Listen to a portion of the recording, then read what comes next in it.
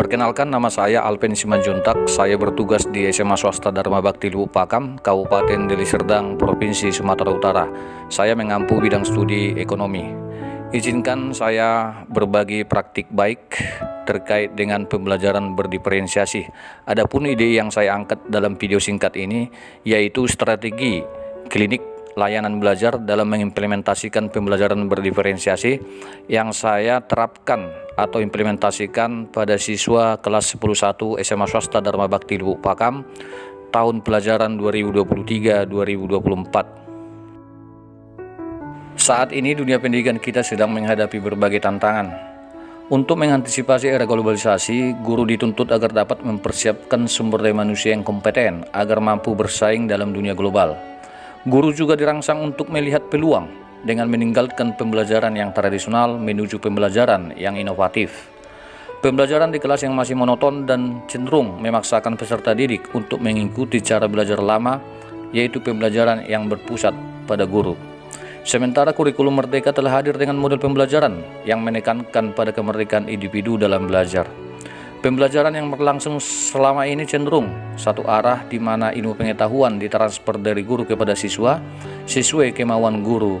Artinya guru sangat otoriter dalam kegiatan pembelajaran tanpa memperhatikan kemerdekaan individu setiap peserta didik. Banyaknya anak yang tidak suka belajar, malas, tidur, bukan berarti si anak tidak mampu mengikuti pembelajaran.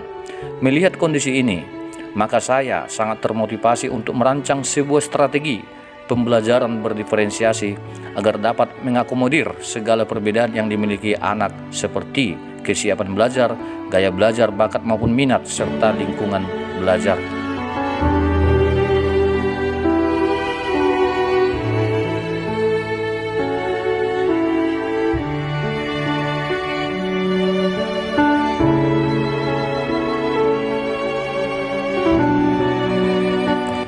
Dalam pembelajaran berdiferensiasi, guru harus memahami dan menyadari bahwa tidak ada hanya satu cara, metode, strategi yang dilakukan dalam pembelajaran di kelas.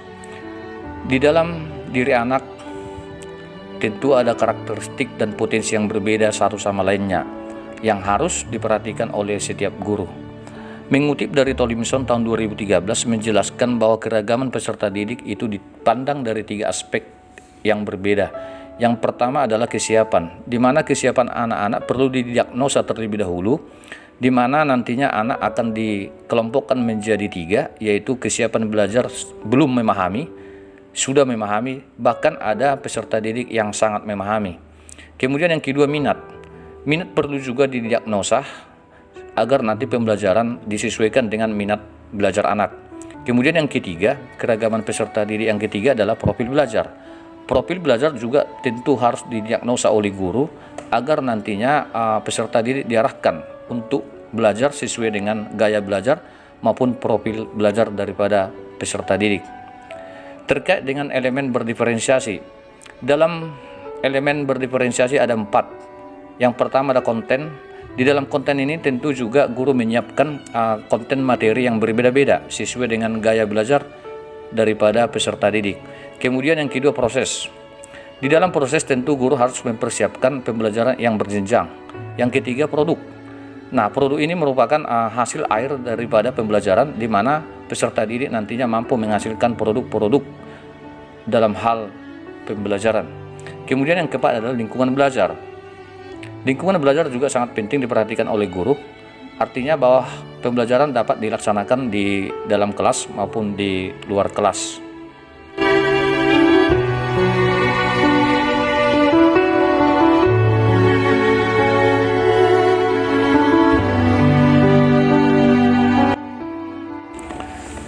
Lalu bagaimana tahapan pembelajaran berdiferensiasi yang saya terapkan di SMA Swasta Dharma Bakti Lubuk Pakam? Berikut saya paparkan. Yang pertama, nama kegiatan ini saya beri nama strategi klinik layanan belajar dalam mengimplementasikan pembelajaran berdiferensiasi. Ini saya terapkan di mata pelajaran ekonomi kelas 10. Materi yang saya terapkan adalah memahami konsep keseimbangan pasar. Adapun instrumen dalam pembelajaran yang saya gunakan model pembelajaran berdiferensiasi dengan metode cooperative learning. Strategi yang saya gunakan dengan ide saya sendiri, yaitu klinik layanan belajar, pendekatan student center. Kemudian mode yang saya lakukan itu bisa melalui luring dan juga daring. Assessment ada dua, formatif dan juga sumatif. Dalam formatif saya akan menagih bentuk tertulis maupun lisan, sedangkan sumatif juga bisa tertulis performa maupun produk.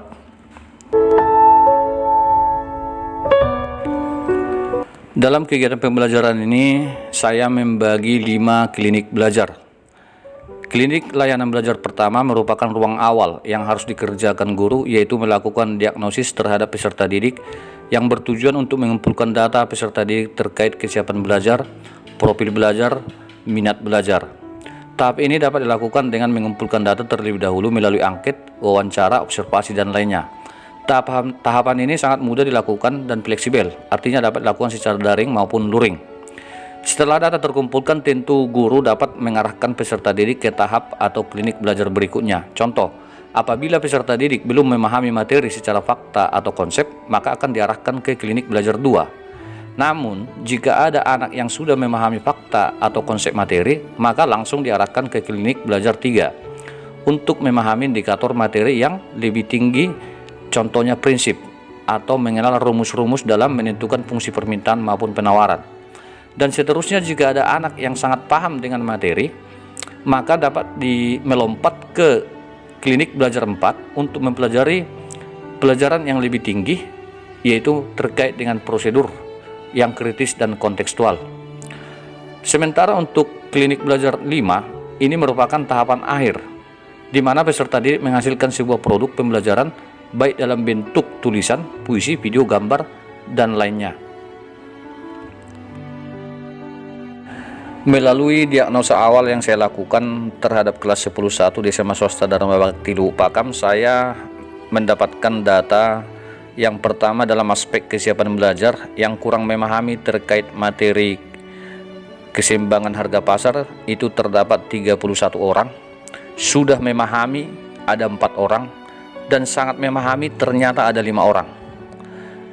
Dalam aspek profil atau gaya belajar, di mana data yang saya dapatkan, anak yang visual itu terdiri dari 12 orang dan audiovisual itu paling banyak sebanyak 23 orang, dan ada juga anak yang kinestetik itu sebanyak 5 orang.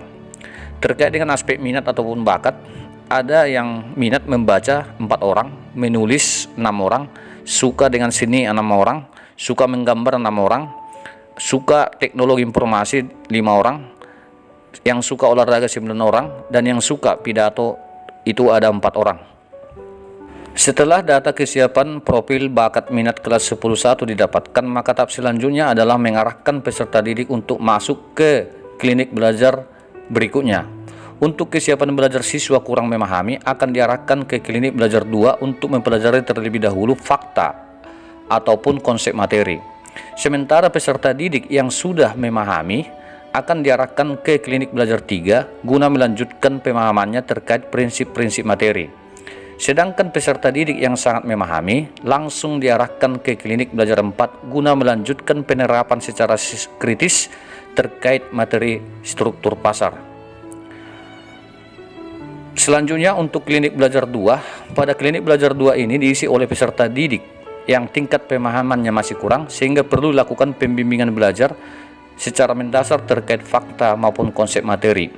Pada klinik belajar 2 ini menyediakan fasilitas belajar yang beragam sesuai profil dan bakat yang dimiliki peserta didik. Mereka akan mempelajari konsep materi dengan gaya belajar masing-masing. Misalnya, saya memberikan pelayanan belajar di klinik belajar 2 ini. Yang pertama, menyediakan LKPD atau lembar kerja peserta didik yang harus mereka tuntaskan, kemudian menyiapkan materi berupa buku bagi siswa yang minatnya membaca. Kemudian saya menyiapkan berupa link video terkait materi bagi siswa yang belajarnya auditori. Kemudian guru menyiapkan link atau web gambar-gambar terkait materi yang gaya belajarnya visual. Guru juga akan memberikan pelayanan langsung berupa tanya jawab atas kesulitan belajar yang dihadapi oleh peserta didik. Bagi peserta didik yang sudah menuntaskan pembelajaran di klinik belajar 2, maka dilanjutkan ke klinik belajar 3 untuk mempelajari materi yang lebih tinggi lagi. Adapun topik materi yang harus mereka tuntaskan di klinik belajar 2, yang pertama memahami konsep permintaan dan penawaran dalam kehidupan sehari-hari, dan yang kedua memahami faktor-faktor yang mempengaruhi permintaan dan penawaran. Setelah kedua indikator materi ini mereka kuasai, maka mereka akan masuk ke klinik belajar 3. Di dalam klinik belajar 3 tentu mereka harus menuntaskan indikator yang lebih tinggi lagi, diantaranya memahami fungsi dan hukum permintaan penawaran. Kemudian yang kedua menganalisis skedul dan kurva permintaan penawaran beserta contoh perhitungannya. Setelah klinik belajar 3 mampu menyelesaikan kedua indikator ini, tentu mereka akan masuk ke klinik belajar 4, di mana di klinik belajar 4 juga guru sudah menyiapkan materi atau pelayanan berupa sumber-sumber belajar mereka. Di dalam klinik belajar yang keempat ini merupakan materi yang paling tinggi, diantaranya mereka harus bisa dan mampu memahami konsep keseimbangan pasar, kemudian menerapkan rumus-rumus menentukan fungsi permintaan maupun penawaran, dan terakhir mereka harus mampu melakukan pengamatan mengenai penerapan konsep keseimbangan pasar di dalam kehidupan sehari-hari. Sementara di klinik belajar 5 ini layanan belajar paling akhir, di mana guru masih menagih hasil belajar melalui asesmen sumatif. Tagihan hasil belajar bisa berupa hasil lisan, tulisan, puisi, video, gambar, pidato, dan lainnya. Berdasarkan hasil kegiatan yang saya lakukan, saya merasa sangat puas karena saya merasa bahwa praktek baik yang saya lakukan ini cukup berhasil. Dapat dibuktikan dengan yang pertama itu bahwa pembelajaran berdiferensiasi ini dengan menggunakan klinik belajar ini berlangsung dengan efektif, di mana segala perbedaan yang dimiliki oleh siswa itu semuanya terakomodir. Kemudian strategi yang saya ciptakan ini terbukti menciptakan pembelajaran yang berpusat pada peserta didik. Selanjutnya juga strategi pembelajaran ini terbukti memberikan pembelajaran yang bervariasi sesuai dengan kebutuhan peserta didik berdasarkan kesiapan, profil maupun minat belajarnya. Yang terakhir, bahwa strategi klinik belajar ini terbukti menunjukkan proses pembelajaran yang kolaboratif, di mana anak-anak saya mampu menjadi tutor sebaya terhadap teman-temannya yang masih kurang memahami. Sebagai tambahan untuk pengembangan dari ide yang saya ciptakan ini, tentu kedepannya pembelajaran berdiferensiasi dengan strategi klinik belajar layanan ini akan dikembangkan dengan memanfaatkan teknologi yang ada saat ini. Pada masa yang akan datang, saya akan membangun sebuah web untuk dijadikan sebagai ruang klinik layanan belajar bagi peserta didik, baik secara online. Kemudian untuk pihak sekolah juga ini bisa menjadi pengembangan, di mana pihak sekolah nantinya mampu membangun fasilitas seperti joglo, lesehan mini di lapangan atau taman sekolah. Setiap tempat akan diberikan nama khusus, misalnya klinik layanan belajar ekonomi. Demikianlah praktik baik ini. Semoga apa yang saya praktekkan ini bermanfaat untuk kita semua. Izinkan saya merefleksikan diri dengan sebuah kalimat.